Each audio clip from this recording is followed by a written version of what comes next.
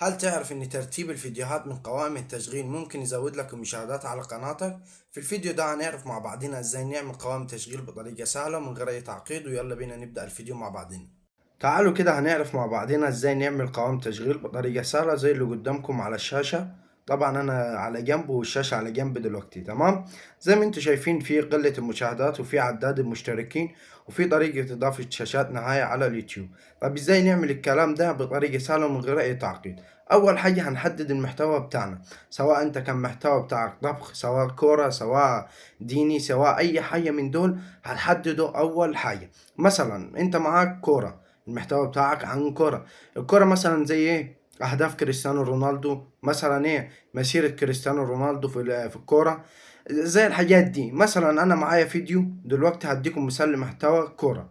معايا الفيديو اللي بتاع ظبط اعدادات قناتك صح ده مثلا بيتكلم عن اهداف كريستيانو رونالدو بطريقة سهلة من غير اي تعقيد. هاجي على الثلاث نقط اللي من هنا، تمام، وهنجي على كلمة حفظ في قائمة التشغيل، هندوس عليها كده. طبعا مش هيظهر معاكم الكلام ده خالص. اول حاجة هيظهر معاكم قائمة تشغيل جديدة زي اللي قدامكم على الشاشة دي، هندوس عليها، تمام. وهنكتب هنا ايه؟ اهداف على حسب الفيديو، على حسب المحتوى، على حسب كل حاجة، دي ملحوظة. اهداف مثلا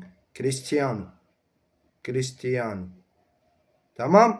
بعد كده هيجي مستوى العرض هنا مكتوب خاص، لا هنعمله علني، تمام. بعد كده هندوس انشاء. كده تم انشاء قائمة التشغيل. لو جينا على قوائم التشغيل هنا كده، تمام، بص هنعمل كده نحدث. بص اهو، اهداف كريستيانو اهي. بص الفيديو الواحد ده، سواء في اي محتوى انت عايز تعمله، سواء اي حاجة، انا بديك فكرة عن الكورة او فكرة عن اي حاجة من دول. كده نكون عرفنا ازاي نعملها. في كام نصيحة عايز اقولها لكم.